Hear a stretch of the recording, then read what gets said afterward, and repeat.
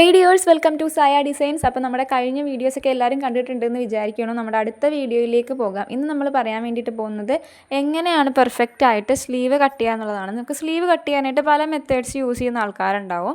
നമുക്ക് French curve use ചെയ്തൊക്കെ നല്ല അടിപൊളിയായിട്ട് നീറ്റായിട്ട് സ്ലീവ് ചെയ്തെടുക്കാൻ വേണ്ടിയിട്ട് പറ്റും കേട്ടോ. അപ്പോൾ അതാണ് ഇന്ന് നമ്മൾ ചെയ്യാൻ വേണ്ടിയിട്ട് പോകുന്നത്. അപ്പോൾ എല്ലാവരും ഒരേ രീതിയിലായിരിക്കില്ല ചെയ്യുന്നത്. ചിലർ ചെയ്യുമ്പോഴത്തേക്കും സ്ലീവിന് ഇങ്ങനെ ചെറിയ ചുളിക്കുകൾ മടക്കുകളൊക്കെ വരാറുണ്ടാവും.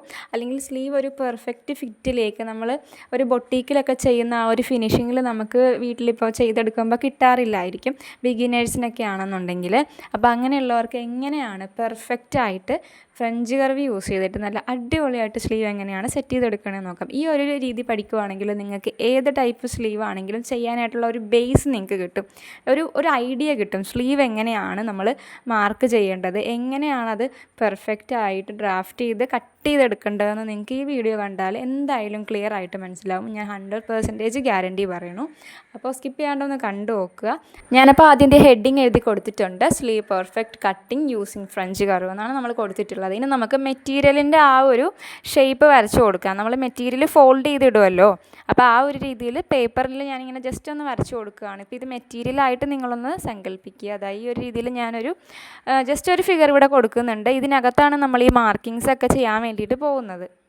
നിങ്ങളെപ്പോഴും മെറ്റീരിയൽ മടക്കി ഫോൾഡ് ചെയ്ത് ഇടുമല്ലോ മാർക്ക് ചെയ്യാൻ വേണ്ടിയിട്ട്. അപ്പം നിങ്ങൾ എന്താ ചെയ്യേണ്ടതെന്ന് വെച്ചിട്ടുണ്ടെങ്കിൽ ഈ ഫോൾഡ് ചെയ്ത പോർഷനില്ലേ, ആ ഒരു മടക്ക് വരുന്ന പോർഷൻ, അത് നിങ്ങളുടെ സൈഡിലേക്ക്, അതായത് നിങ്ങൾ നിൽക്കുന്ന വശത്തിലേക്ക് വെച്ചിട്ട് നിങ്ങൾ മാർക്ക് ചെയ്യുകയാണെങ്കിൽ നിങ്ങൾക്ക് കുറച്ചും കൂടെ പെർഫെക്റ്റ് ആയിട്ട് ചെയ്യാൻ വേണ്ടിയിട്ട് പറ്റും. നമ്മൾ സ്റ്റിച്ചിങ് പഠിക്കുന്ന സമയത്ത് ഞങ്ങളുടെയൊക്കെ ടീച്ചേഴ്സൊക്കെ പറഞ്ഞു തന്നിട്ടുള്ള ടിപ്സൊക്കെയാണ് കേട്ടോ ഇതൊക്കെ. നമ്മളെപ്പോഴും മാർക്ക് ചെയ്യുമ്പോൾ ഫോൾഡഡ് പോർഷൻ എപ്പോഴും നമ്മൾ നിൽക്കുന്ന വശത്തേക്ക് ഇടണം.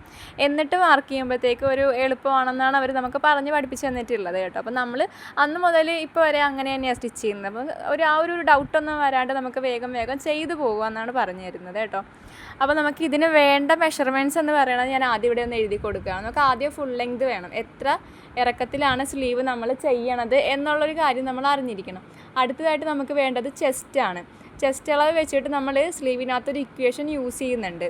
അത് വെച്ചിട്ട് നമ്മൾ ഇവിടുന്ന് ഇങ്ങോട്ടുള്ള ഒരു അളവ് കണ്ടുപിടിക്കുന്നുണ്ട്. അപ്പോൾ താഴത്തേക്ക് നമ്മൾ ഇവിടെയാണ് ഫുൾ ലെങ്ത് കൊടുക്കുന്നത്. 10 ഇഞ്ച് നമ്മൾ താഴത്തേക്ക് ഞാനൊരു ഏകദേശം എടുത്തേക്കുന്നതാണ്. നിങ്ങൾക്ക് എത്രയാണോ വേണ്ടതെന്ന് വെച്ചിട്ടുണ്ടെങ്കിൽ ഫുൾ സ്ലീവൊക്കെ ആണെങ്കിൽ നിങ്ങൾക്ക് എത്ര വരുന്നുണ്ടെന്ന് നോക്കി കറക്റ്റായിട്ട് മാർക്ക് ചെയ്യുക. സീം അലവൻസ് ആഡ് ചെയ്യാൻ മറക്കരുത്. മുകളിൽ 1/2 ഇഞ്ച് നമുക്ക് സ്റ്റിച്ച് ചെയ്യാൻ പോകും, താഴത്ത് ഒരു 1/2 ഇഞ്ച് ഫോൾഡ് ചെയ്യാൻ പോകും. അപ്പോൾ അതൊക്കെ കൂട്ടിയിട്ട് വേണം നിങ്ങൾ ചെയ്യാൻ വേണ്ടിയിട്ട്. ഇനി ഇത് അവിടെ നിന്ന് അങ്ങോട്ടുള്ള നമ്മൾ ആദ്യം ഇപ്പോൾ ഞാൻ കാണിച്ചില്ല ആ ഒരു പോയിന്റ് കണ്ടുപിടിക്കാൻ വേണ്ടിയിട്ട് ചെസ്റ്റിനെ 4 വെച്ച് ഹരിക്കുക, അതിൽ നിന്നും 1 ഇഞ്ച് കുറയ്ക്കുക. എന്നിട്ട് നമുക്ക് കിട്ടുന്ന അളവ് അങ്ങോട്ട് മാർക്ക് ചെയ്യാനുണ്ട്. അപ്പം നമുക്കിവിടെ ഒരു എക്സാമ്പിൾ എടുക്കാം. ജസ്റ്റ് ഞാനിവിടെ 36 എടുക്കുന്നത്. 36/4 വരുമ്പോൾ 9, 9 - 1 എന്ന് പറയുമ്പോൾ 8 നമുക്ക് കിട്ടുക. അപ്പോൾ നമ്മൾ ആ ഒരു പോയിന്റിൽ നിന്ന് 8 മാർക്ക് ചെയ്ത് കൊടുക്കാൻ വേണ്ടിയിട്ട് പോകുന്നത്. അപ്പോൾ ഞാൻ 10 ആദ്യം ഇവിടെ മാർക്ക് ചെയ്തിട്ടുണ്ട്, ലെങ്ത് മാർക്ക് ചെയ്തിട്ടുണ്ട്. ഇനി ഇവിടെ നിന്ന് ഇങ്ങോട്ടേക്ക് ഒരു 8 ഇഞ്ച് മാർക്ക് ചെയ്ത് കൊടുക്കുക. കണ്ടോ, ഇങ്ങോട്ടേക്ക് ഒരു 8 ഇഞ്ച് അളവൊക്കെ എടുക്കുമ്പോൾ കറക്റ്റായിട്ട് നിങ്ങൾ ടേപ്പ് യൂസ് ചെയ്തെടുക്കുക. ഞാനിവിടെ സ്കെയിൽ വെച്ച് ജസ്റ്റ് ഒന്ന് ഒരു എക്സാമ്പിൾ മാർക്ക് ചെയ്ത് കൊടുക്കുകയാണ് ചെയ്യുന്നത്. ഇവിടെ മാർക്ക് ചെയ്തിട്ടുണ്ട്. ഇനി അടുത്തതായിട്ട് ചെയ്യേണ്ടതെന്ന് വെച്ചിട്ടുണ്ടെങ്കിൽ ഇപ്പോൾ നമ്മളിവിടെ 8 ഇഞ്ച് മാർക്ക് ചെയ്തില്ലേ, അവിടെ നിന്ന് താഴത്തേക്ക് നമ്മൾ ക്യാപ് ഹൈറ്റ് മാർക്ക് ചെയ്ത് കൊടുക്കുന്നുണ്ട്. ക്യാപ് ഹൈറ്റ് എന്താണെന്നുള്ളത് ഞാൻ ഡീറ്റെയിൽഡായിട്ട് അതിന് വേണ്ടി മാത്രം ഒരു വീഡിയോ അപ്ലോഡ് ചെയ്തിട്ടുണ്ട്. 3 മുതൽ 3.5 വരെ നമുക്ക് ക്യാപ് ഹൈറ്റ് എടുക്കാം. അപ്പോൾ ഏതൊക്കെ അളവിന് എങ്ങനെയൊക്കെയാണ് എടുക്കേണ്ടതെന്ന് ഡീറ്റെയിൽഡ് വീഡിയോ ഞാൻ ഇട്ടിട്ടുണ്ട്. നിങ്ങൾ വേണ്ടവരൊന്ന് കണ്ടു നോക്കുക. അപ്പോൾ 3.5 ഇഞ്ച് ഞാനിവിടെ കുഴിച്ചെടുത്തിട്ടുണ്ട്, ക്യാപ് ഹൈറ്റ് എടുത്തിട്ടുണ്ട്. കണ്ടോ, ഇനി നമുക്ക് ഇതാ ചെയ്യേണ്ടതെന്ന് വെച്ചിട്ടുണ്ടെങ്കിൽ ഇപ്പോൾ ഈ ക്യാപ് ഹൈറ്റ് മാർക്ക് ചെയ്തതിൻ്റെ ഏറ്റവും താഴത്തെ ആ ഒരു പോയിന്റിൽ നിന്ന് ഈ ഒരു കോർണറിലേക്ക് ഒരു ലൈൻ വരച്ചു കൊടുക്കുക.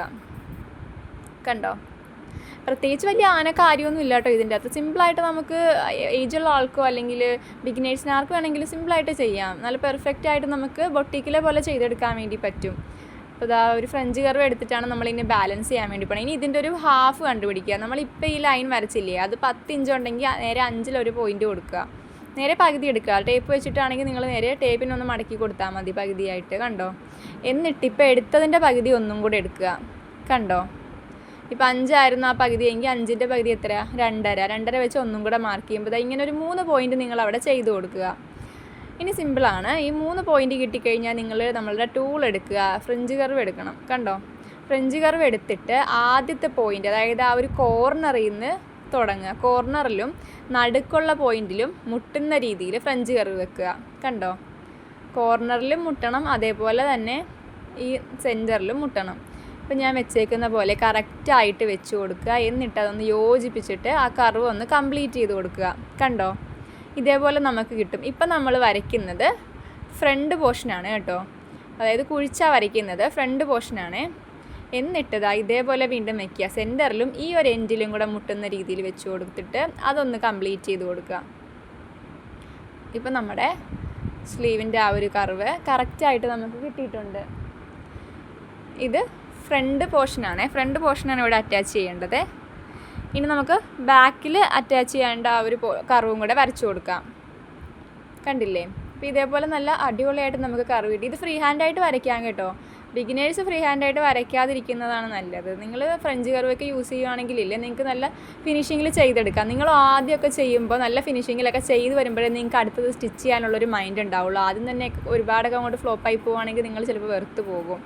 അപ്പോൾ ആദ്യം നമ്മൾ ടൂളൊക്കെ യൂസ് ചെയ്തിട്ട് അടിപൊളിയായിട്ട് ചെയ്യുക. ഇവിടെ ഒരു 1/2 ഇഞ്ച് ഹൈറ്റ് വരും കേട്ടോ, 1/2 ഇഞ്ച് ഹൈറ്റിൽ വേണം ചെയ്യാൻ വേണ്ടിയിട്ട്. ഇനി അടുത്തായിട്ട് ബാക്കിലത്തേക്ക് ചെയ്യാൻ വേണ്ടിയിട്ട് നമ്മൾ ഫ്രഞ്ച് കർവ് ആദ്യത്തെ പോയിന്റിൽ മുട്ടണം. ദേ ഇവിടെയുള്ള ഈ 3ാമത്തെ പോയിന്റിൽ മുട്ടണം, ഇവിടെയും ആ ഒരു രീതിയിൽ വെച്ച് കൊടുക്കണം ഫ്രഞ്ച് കർവ്. അതിൻ്റെ ആ ഒരു ടെയിൽ പോർഷൻ വെച്ച് കൊടുത്താൽ മതി. അപ്പോൾ ഇത്ര ലെങ്തിൽ നിങ്ങൾക്ക് കിട്ടും. അപ്പോൾ ഇത് ഇങ്ങനൊരു കർവ് വരും, 1/2 ഇഞ്ച് ഹൈറ്റിൽ ഇങ്ങനൊരു കർവ് വരും. ഇനി ഈ കർവിൽ നിന്ന് നിങ്ങളിത് ഇങ്ങനെ അങ്ങോട്ടൊന്ന് കണക്ട് ചെയ്ത് കൊടുക്കണം.